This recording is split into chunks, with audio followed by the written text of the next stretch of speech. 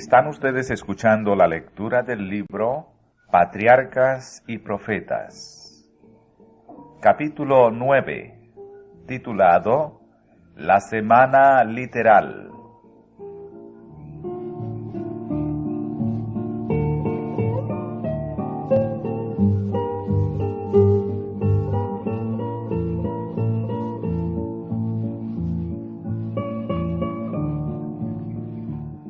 Así como el sábado, la semana se originó al tiempo de la creación y fue conservada y transmitida a nosotros a través de la historia bíblica.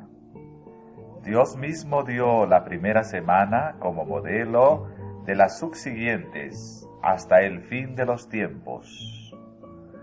Como las demás, consistió en 7 días literales. Se emplearon 6 días en la obra de la creación, y en el 7º Dios reposó, y luego bendijo ese día, y lo puso aparte como día de descanso para el hombre.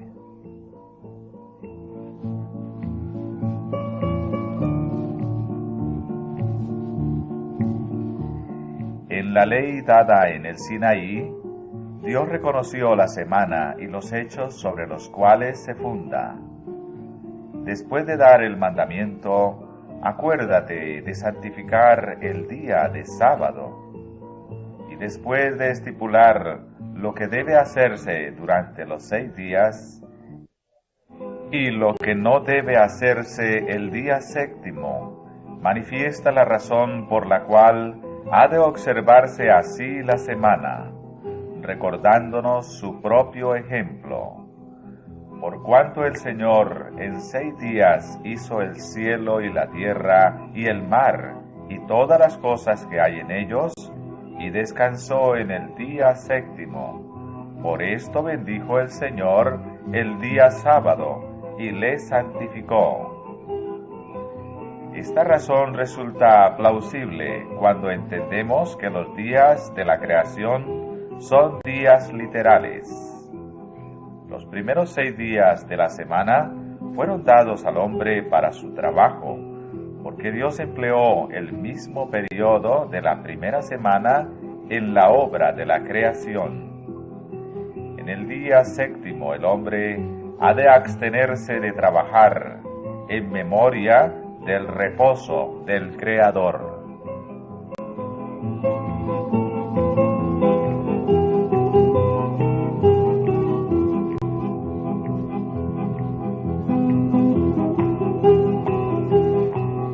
Pero la suposición de que los acontecimientos de la primera semana requirieron miles y miles de años ataca directamente los fundamentos del 4º mandamiento. Representa al Creador como si estuviese ordenando a los hombres que observaran la semana de días literales en memoria de largos e indefinidos periodos. Esto es distinto del método que Él usa en su relación con sus criaturas. Hace oscuro e indefinido lo que Él ha hecho muy claro. Es incredulidad en la forma más insidiosa y, por lo tanto, más peligrosa. Su verdadero carácter está disfrazado de tal manera que la sostienen y enseñan muchos que dicen creer en la Sagrada Escritura.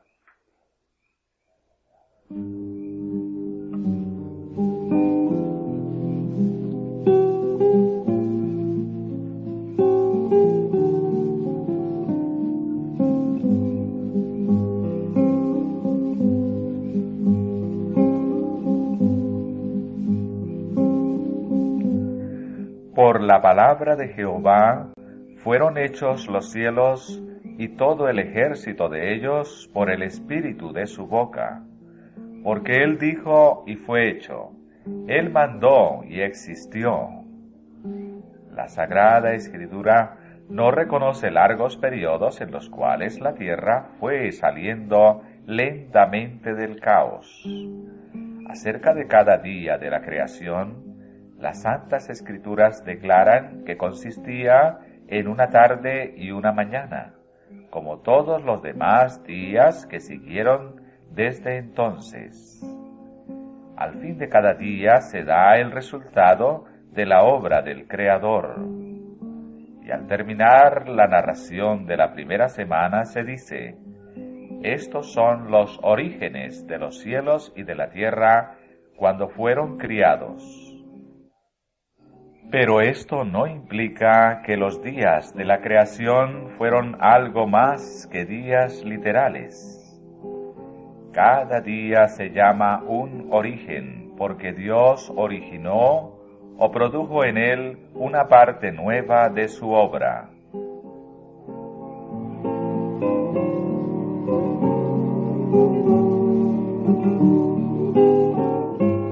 Los geólogos alegan que en la misma Tierra se encuentra la evidencia de que ésta es mucho más vieja de lo que enseña el relato mosaico.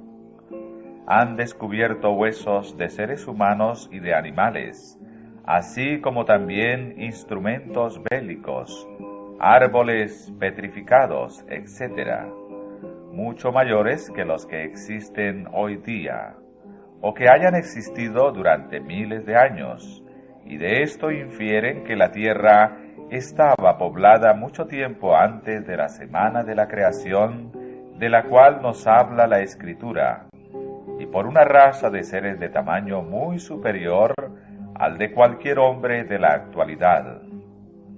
Semejante razonamiento ha llevado a muchos que aseveran creer en la Sagrada Escritura a aceptar la idea de que los días de la creación fueron periodos largos e indefinidos.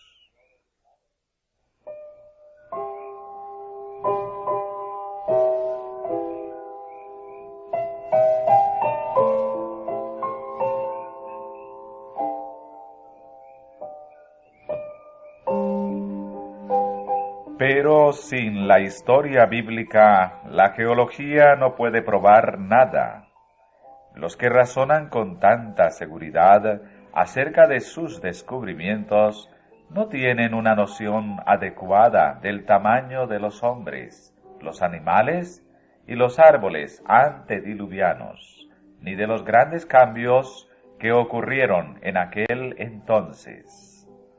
Los vestigios que se encuentran en la tierra dan evidencia de condiciones que en muchos respectos eran muy diferentes de las actuales. Pero el tiempo en que estas condiciones imperaron solo puede saberse mediante la Sagrada Escritura. En la historia del diluvio, la inspiración divina ha explicado lo que la geología sola jamás podría desentrañar.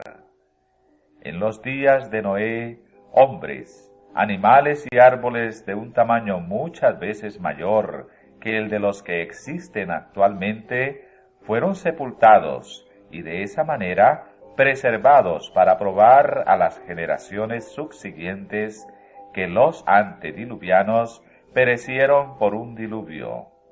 Dios quiso que el descubrimiento de estas cosas estableciese la fe de los hombres en la historia sagrada. Pero estos, con su vano raciocinio, caen en el mismo error en que cayeron los antediluvianos, al usar mal las cosas que Dios les dio para su beneficio, las tornan en maldición.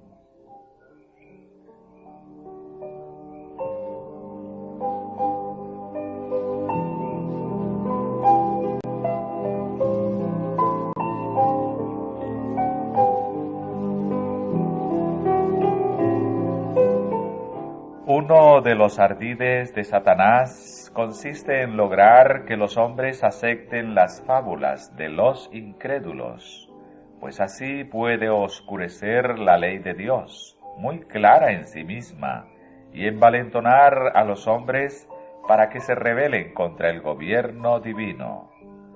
Sus esfuerzos van dirigidos especialmente contra el cuarto mandamiento, porque éste señala tan claramente al Dios vivo Creador del cielo y de la tierra.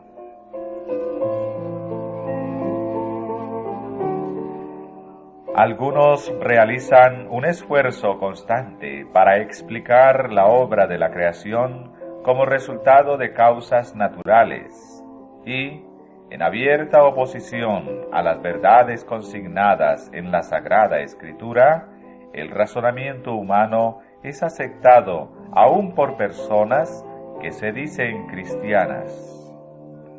Hay quienes se oponen al estudio e investigación de las profecías, especialmente las de Daniel y del Apocalipsis, diciendo que éstas son tan oscuras que no las podemos comprender.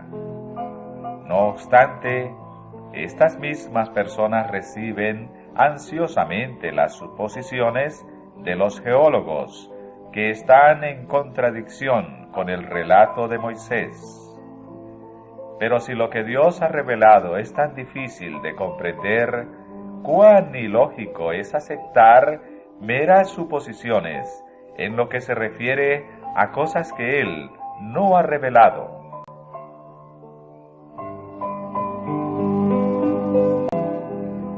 Las cosas secretas pertenecen a Jehová nuestro Dios, mas las reveladas son para nosotros y para nuestros hijos por siempre. Nunca reveló Dios al hombre la manera precisa en que llevó a cabo la obra de la creación. La ciencia humana no puede escudriñar los secretos del Altísimo. Su poder creador es tan incomprensible como su propia existencia.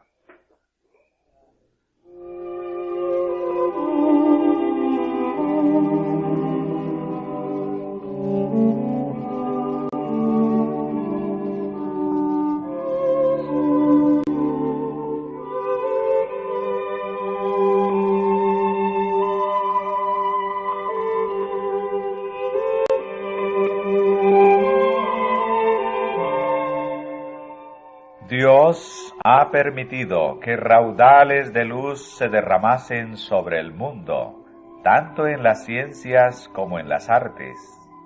Pero cuando los llamados hombres de ciencia tratan estos asuntos desde el punto de vista meramente humano, llegan a conclusiones erróneas. Puede ser inocente el especular más allá de lo que Dios ha revelado, si nuestras teorías no contradicen los hechos de la Sagrada Escritura. Pero los que dejan a un lado la palabra de Dios y pugnan por explicar de acuerdo con principios científicos las obras creadas, flotan sin carta de navegación o sin brújula en un océano ignoto.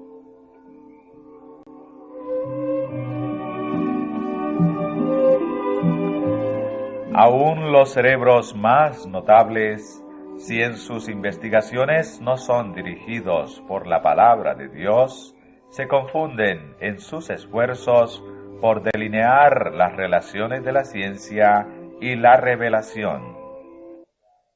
Debido a que el Creador y sus obras les resultan tan incomprensibles que se ven incapacitados para explicarlos mediante las leyes naturales, consideran la historia bíblica como algo indigno de confianza.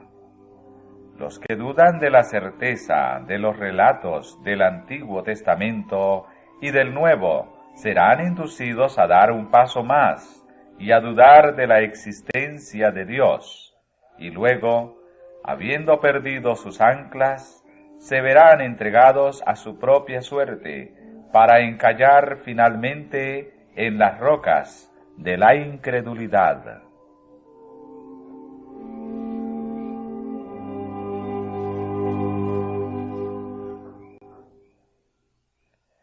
Estas personas han perdido la sencillez de la fe. Debería existir una fe arraigada en la divina autoridad de la santa palabra de Dios. La Sagrada Escritura no se ha de juzgar de acuerdo con las ideas científicas de los hombres.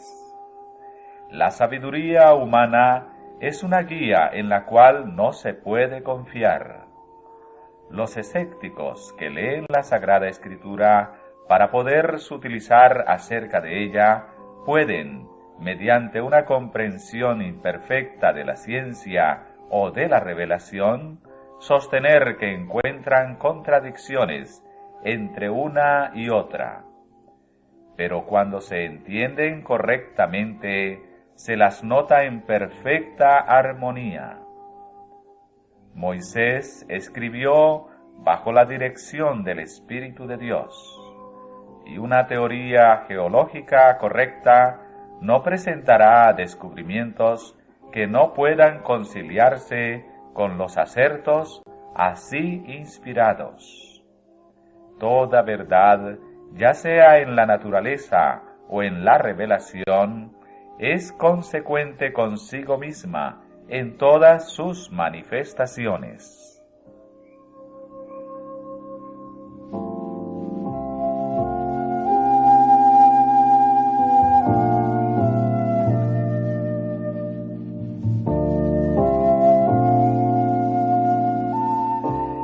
En la palabra de Dios hay muchas interrogaciones que los más profundos eruditos no pueden contestar. Se nos llama la atención a estos asuntos para mostrarnos que, aun en las cosas comunes de la vida diaria, es mucho lo que las mentes finitas, con toda su jactanciosa sabiduría, no podrán jamás comprender en toda su plenitud.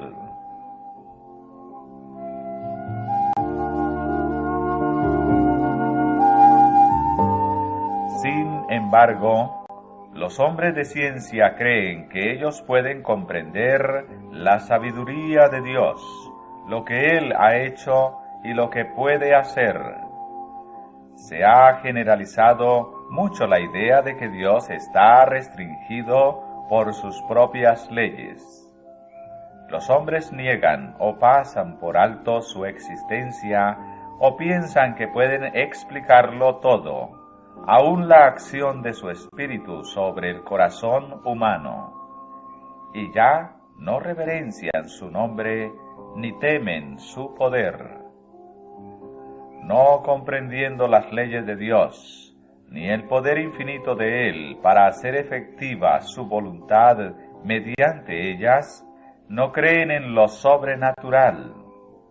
Comúnmente la expresión leyes de la naturaleza abarca lo que el hombre ha podido descubrir acerca de las leyes que gobiernan el mundo físico.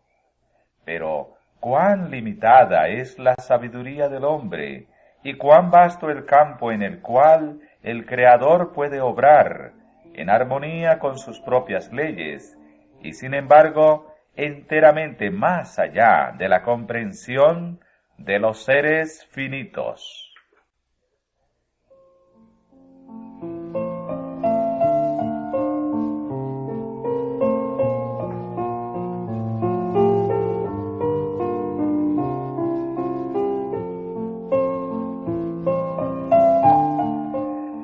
Muchos enseñan que la materia posee poderes vitales, que se le impartieron ciertas propiedades y que se las dejó luego actuar mediante su propia energía inherente, y que las operaciones de la naturaleza se llevan a cabo en conformidad con leyes fijas, en las cuales Dios mismo no puede intervenir. Esta es una ciencia falsa y no está respaldada por la palabra de Dios. La naturaleza es la sierva de su Creador. Dios no anula sus leyes, ni tampoco obra contrariándolas. Las usa continuamente como sus instrumentos. La naturaleza atestigua que hay una inteligencia, una presencia y una energía activa que obra dentro de sus leyes y mediante ellas. Existe en la naturaleza la acción del Padre y del Hijo. Cristo dice: mi Padre hasta ahora obra, y yo obro.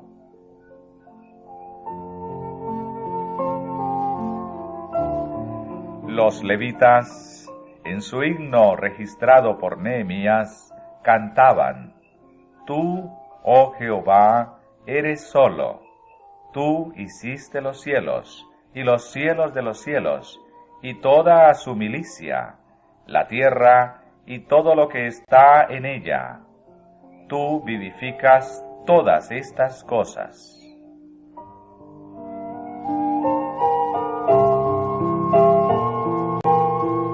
En cuanto se refiere a este mundo, la obra de la creación de Dios está terminada, pues fueron acabadas las obras desde el principio del mundo.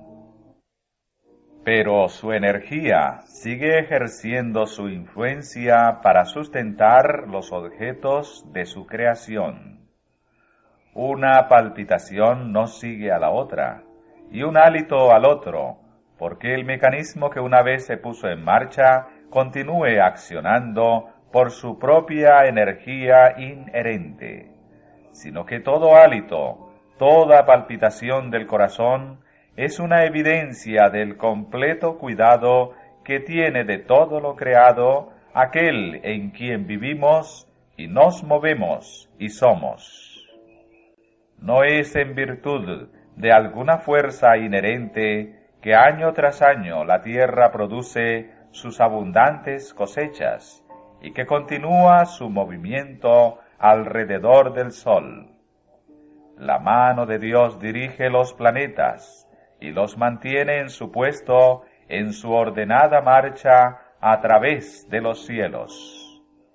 Él saca por cuenta su ejército, a todas llama por sus nombres, ninguna faltará. Tal es la grandeza de su fuerza, y su poder y virtud. En virtud de su poder, la vegetación florece. Aparecen las hojas y las flores se abren. Es Él quien hace a los montes producir hierba. Por su poder, los valles se fertilizan. Todas las bestias de los bosques piden a Dios su alimento, y toda criatura viviente, desde el diminuto insecto hasta el hombre, dependen diariamente de su divina providencia.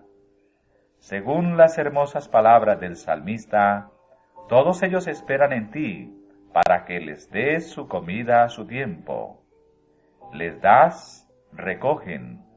Abres tu mano, hártanse de bien. Su palabra controla los elementos. Él cubre los cielos de nubes y prepara la lluvia para la tierra. Él da la nieve como lana, derrama la escarcha como ceniza. A su voz se da muchedumbre de aguas en el cielo y hace subir las nubes de lo postrero de la tierra. Hace los relámpagos con la lluvia y saca el viento de sus depósitos.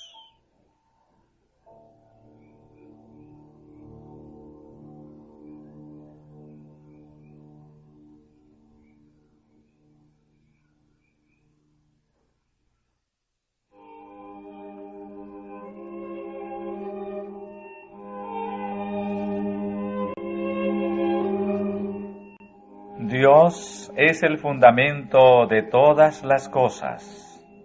Toda verdadera ciencia está en armonía con sus obras. Toda verdadera educación nos induce a obedecer a su gobierno. La ciencia abre nuevas maravillas ante nuestra vista. Se remonta alto y explora nuevas profundidades. Pero de su búsqueda no trae nada que esté en conflicto con la divina revelación. La ignorancia puede tratar de respaldar puntos de vista falsos con respecto a Dios, valiéndose para ello de la ciencia. Pero el libro de la naturaleza y la palabra escrita se iluminan mutuamente. De esa manera, somos inducidos a adorar al Creador y confiar con inteligencia en su palabra.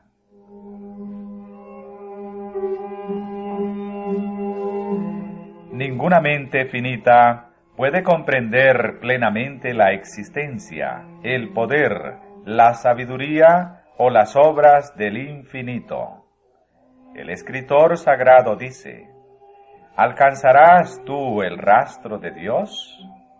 ¿Llegarás tú a la perfección del Todopoderoso? Es más alto que los cielos. ¿Qué harás? Es más profundo que el infierno. ¿Cómo lo conocerás? Su dimensión es más larga que la tierra y más ancha que la mar.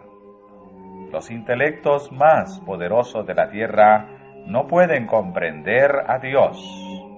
Los hombres podrán investigar y aprender siempre, pero habrá siempre un infinito inalcanzable para ellos.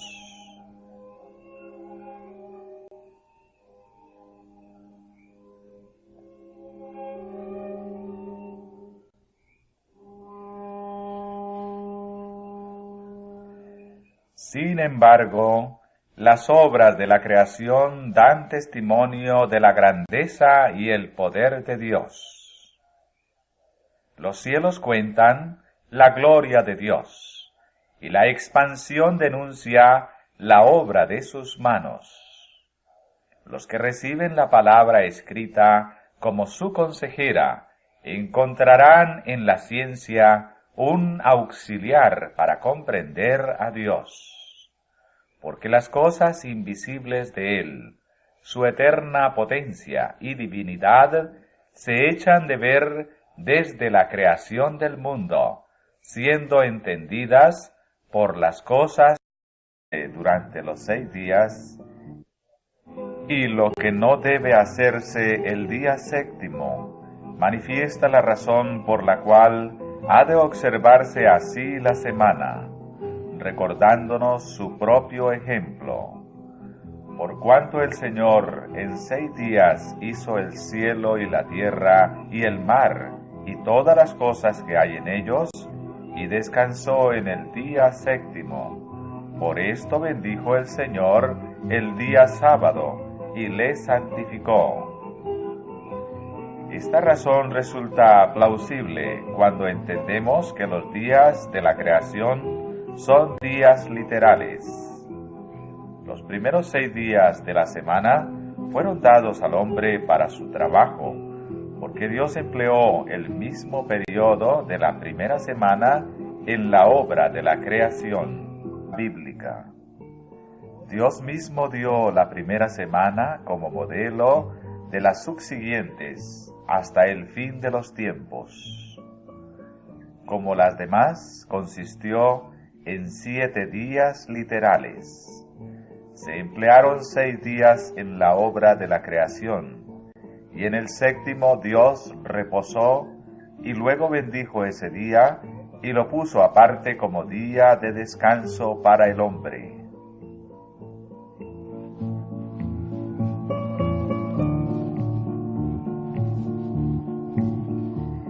En la ley dada en el Sinaí, Dios reconoció la semana y los hechos sobre los cuales se funda. Después de dar el mandamiento, acuérdate de santificar el día de sábado. Y después de estipular lo que debe hacerse,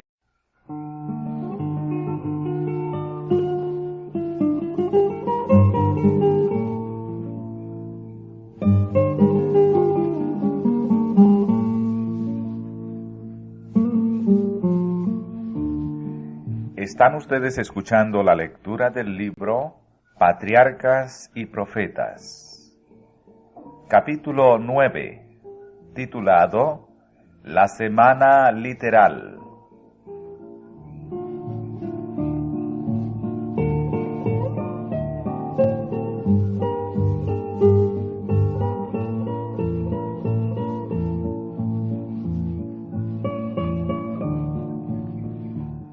Así como el sábado, la semana se originó al tiempo de la creación, y fue conservada y transmitida a nosotros a través de la historia. Hace oscuro e indefinido lo que Él ha hecho muy claro.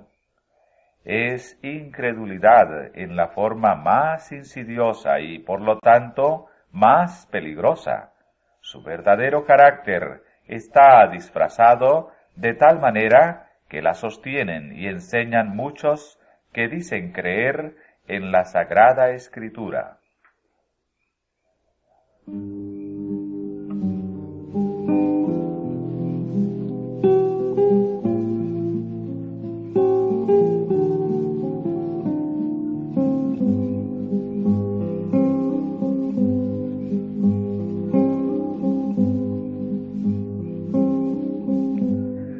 Por la palabra de Jehová fueron hechos los cielos y todo el ejército de ellos por el espíritu de su boca.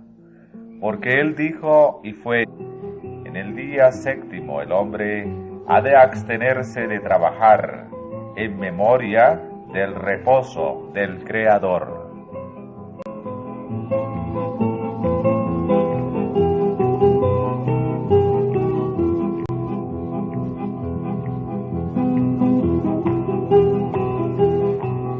Pero la suposición de que los acontecimientos de la primera semana requirieron miles y miles de años ataca directamente los fundamentos del cuarto mandamiento. Representa al Creador como si estuviese ordenando a los hombres que observaran la semana de días literales en memoria de largos e indefinidos periodos. Esto es distinto del método que Él usa en su relación con sus criaturas.